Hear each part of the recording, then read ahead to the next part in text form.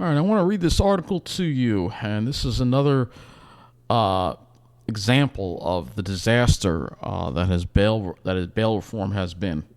And this article says 4 in 10 bail reform release program participants rearrested. This is from the state statistics. High flight risk criminal defendants are being rearrested on felony charges at a much higher rate than officials projected. So it says there's an editor's note after initially posting data on pretrial outcomes on December 31st, 2021. The State Office of Court Administration released revised data on Monday, January 11th to remove arrests that took place after a defendant's case had concluded. The city has reanalyzed numbers based on the new data and updated this article accordingly. So high flight risk criminal defendants are being rearrested on felony charges at a much higher rate than officials projected after being freed without bail under an alternative to jail program, newly released state stats show. So the governor wants to go ahead and expand this kind of thing, which we all know is already a disaster. So under criminal justice reforms that went into effect in 2020, judges can no longer impose monetary bail against defendants for a vast array of charges. As before, they also cannot factor in whether a defendant is a potential danger to the community. And this is very, very bad right there, all right? But for defendants, judges consider prone to blow off returning to court. Supervised release allows them to be freed pending trial without putting up bail. Instead, they are monitored by social workers to ensure they return to court. Starting with these programs' launch in 2016, city officials have insisted that only a small number of supervised release participants were being rearrested on felony charges while on release. A November 2019 announcement of the program's expansion by the Mayor's Office of Criminal Justice estimated that only 8% had been rearrested for felonies. But the numbers began to slide. MOCJ listed that rate as 9% in 2018, 10% in 2019, and 13% in 2020, according to annual scorecards on the program the office later released. So there's some of the releases here, and there's just a lot of these people being just put on the streets to terrorize us, basically, because that's all part of the plan. Because they want to make sure only certain groups can be safe. The rest of us have to deal with our quality of life going down the toilet. This is a perfect example of it. So getting back to the article, but an analysis by the city of data compiled by the State Office of Court Administration and the State Division of Criminal Justice Services reveals a much higher rate more recently. 23% of those freed on supervised release were rearrested on felony charges from January 2020 through June 2021. And the data show that participants in supervised release are rearrested at an even higher rate when misdemeanor rearrests are factored in, 41%. All in all, 4 out of every 10 individuals placed in the supervised release program from January 1st, 2020 through June 2021 were rearrested after being freed. That includes 6.5% rearrested for violent felonies, nearly twice the 3.4% for those released without any restrictions on their own recognizance, according to the data. So again, violent felonies. You're releasing people that have been arrested for violent felonies. There's something seriously wrong there. Elizabeth Glazer, MOCJ's former director, was heavily involved in the formation and then expansion of supervised release. Speaking with the city, she acknowledged the program was designed for a higher risk population. Glazer contends that supervised release defendants are similar to defendants for whom bail is set, estimating that rearrest rates for both are similar. The state data show that rearrests for violent felonies for both supervised release and bail set defendants at 6.5% and 4%, but for non-violent felonies, 17% of supervised release defendants were rearrested compared to 8% for bail set defendants. Glazer argued that supervised release was designed to be a middle avenue, providing judges with a tool to make sure high-risk defendants return to court while their cases are pending, without skirting the intent of bail reform. Defendants freed under supervised release are monitored by social workers and provided with help such as mental health services if they need it. They are also subject to personalized obligations, which could include maintaining employment or school, surrendering passports, and if necessary, orders of protection to stay away from an accuser. Supervised release was never designed to prevent crime. It was only designed to get people back to court. although it has had a modest effect on reducing crime. MOCJ's scorecards note a return to court rate of 87% in 2019 and 2020. And then they talk about the pandemic setbacks. In an email to the city, the Vera Institute of Justice, a think tank focused on criminal justice reform, defended the program, theorizing that the increased number of rearrests could be related to havoc caused by the COVID-19 pandemic, which has reduced social worker staff handling these cases. Cherry-picking data from a particularly turbulent period like the recently released OCA data from January 2020 to June 2021 will of course skew the results, wrote Insha Rahman, VP of Advocacy of Partnerships at the Vera Institute for Justice. She probably lives in an enclave. The supervised release program was forced to temporarily shut down when the pandemic first emerged and then resumed operations remotely until recently. It is therefore no surprise that the program's ability to serve people effectively was compromised. Rahman stated that over 40% of the supervised release participants who were rearrested within 6 months of their initial arrest, only 6% were rearrested for violent felonies. Office of Court Administration data states 41% were rearrested, including 6.5% for violent felonies during the year and a half covered by the data. And Rahman argued that the risk of rearrest is worth the price of reducing the harm caused by keeping defendants who can't afford bail in jail pre-trial. Data from other jurisdictions that have robust pretrial services programs like New Jersey similarly demonstrate that people released pretrial with support services and supervision return to court and remain arrest-free at comparable rates to people who are made to pay bail before being released. Now, let me add that in New Jersey, they can consider somebody's record and somebody's propensity for violence, whereas in New York, they can't. She added, supervised release, moreover, minimizes the harms caused by pretrial detention, including lost employment, housing, and child custody, and actually serves public safety more effectively than incarceration in the longer terms. Violent examples. The state data shows pretrial release information for nearly 134,000 arrests held in New York City courts during the time period, which coincided with the first year and a half of bail reform. Most of those arraigned during that time, about 71%, were charged with misdemeanors. The other 29% faced felony charges. All but a few of those arraigned were freed pending trial. So all but a few of those arraigned were freed pending trial, and most of those, on 107,648 arraignments, were not rearrested after release. But 26,109 were rearrested. That's a significant number. The city found that more than half of those rearrests occurred within 4 months of the defendants being freed, with 4,467 rearrested within weeks of their release. More than half, 58% of those rearrested were charged with felonies, either nonviolent, 110,783, or violent, 4,479. Bail reform vastly expanded the types of crimes for which judges could not impose monetary bail. Its supporters say bail unfairly burdens those with little means, forcing those who can't come up with the cash to stay in jail while their case awaits trial. What about the people who live in the communities these people are dumped in? And nobody ever stops to think about that.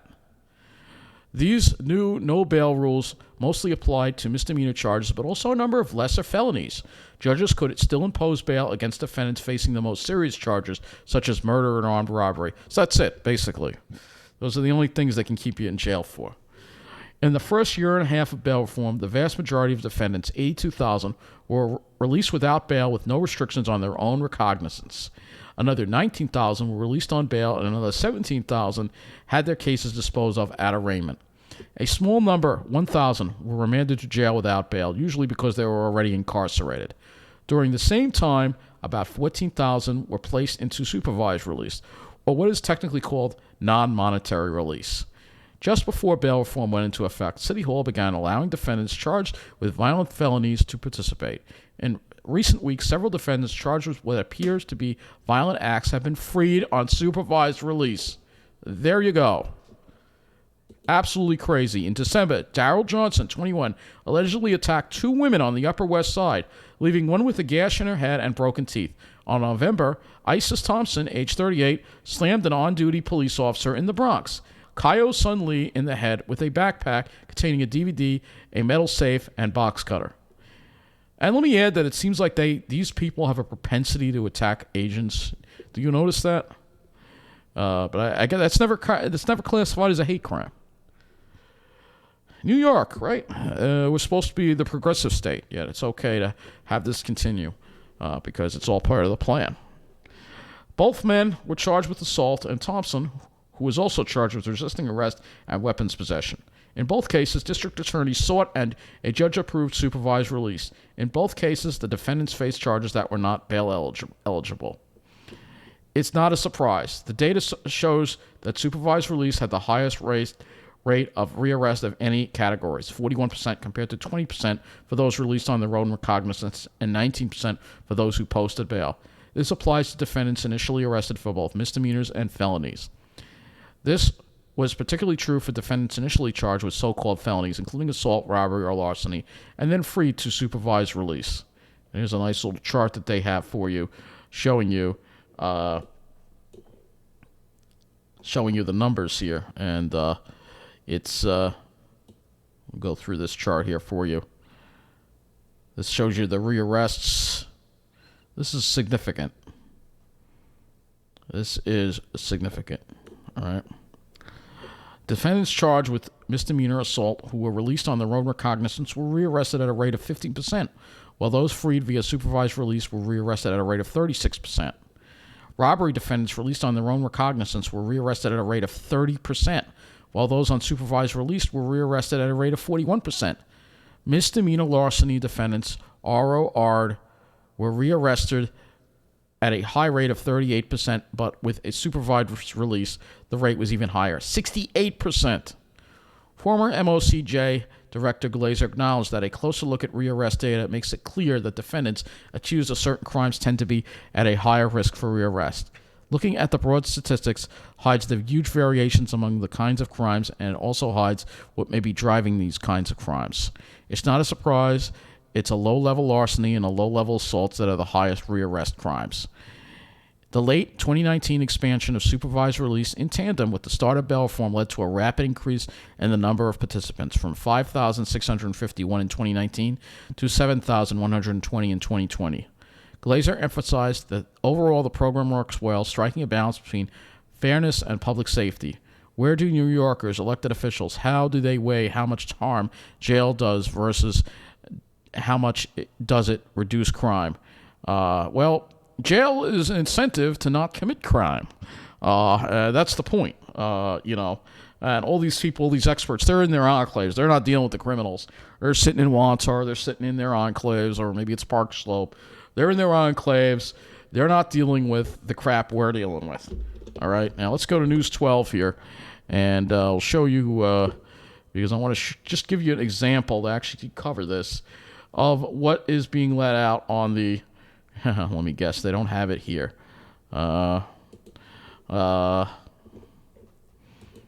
They actually showed somebody being arrested, and he was laughing. Let's see if we can... Yeah, here we go.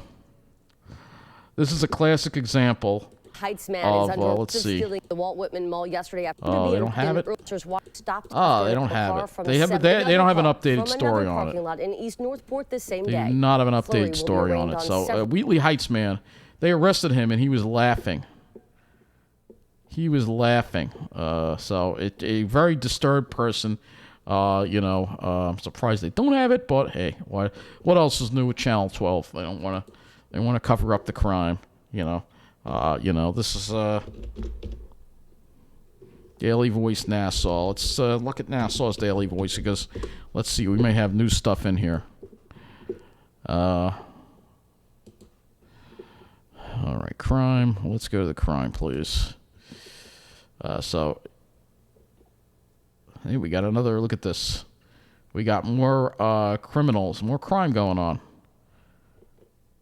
Long Island man accused. This was the guy that was laughing. He was laughing.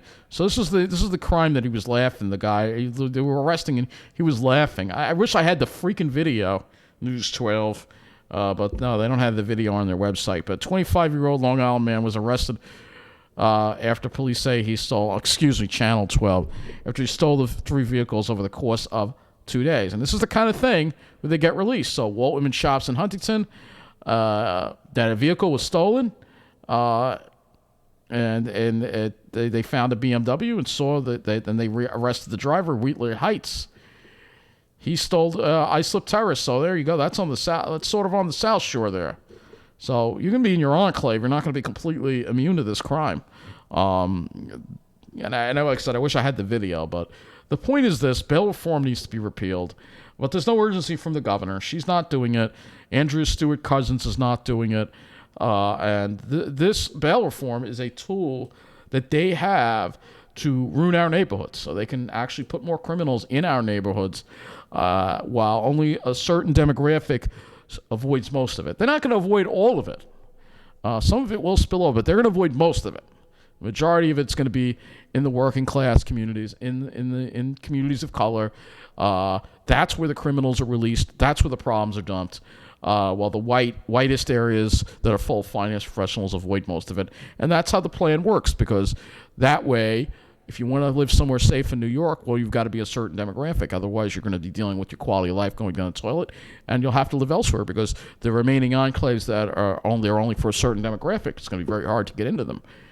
So that's how the plan works. And, I've been over this a million times. But this is why we got to repeal bail reform right there. The proof is right there. The governor, if they continue to refuse, the governor and the people in the state legislature, we're going to have to vote for other people. But, of course, Hochul gets a great approval rating. Everybody just seems to, News 12...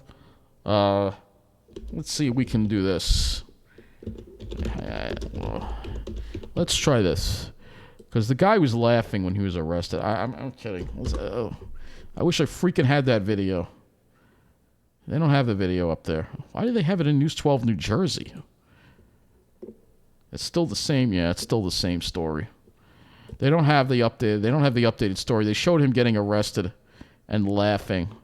He was just how happy he was arrested, because it shows you these people, a lot of them suffer from mental illness. There are people out there with violent, they used to be in institutions. The Cuomo shut down most of the institutions, and he keeps cutting down mental health. And as far as Hochul's budget, which I'll go over in another video in the next week or so, we'll see if there's anything for mental health. I bet not. It's all part of the plan, as you know. Even though they say, well, Hochul, she's like, well, let me go to Hochul here.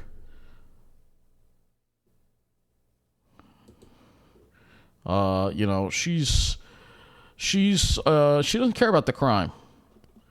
She doesn't care about the crime. She doesn't care about the crime. She doesn't care about the mentally ill, although she says she does. She represents a certain demographic, just like her predecessor. She's almost like a female version of Cuomo. Think about it. She's a female version of him. I know, scary thought, but that's what she is, except she's even worse than he is. But that's it for this video again. Check out this article, read the article, a great article, and we got to demand that bail reform be repealed. That's the bottom line. And I'm glad Bruce Blakeman is going to try to meet with the governor. I'm sure she's not going to listen to us, but because this bail reform must be repealed. If we can't repeal it, New York is done for. That's all there is for this video. Thanks for watching.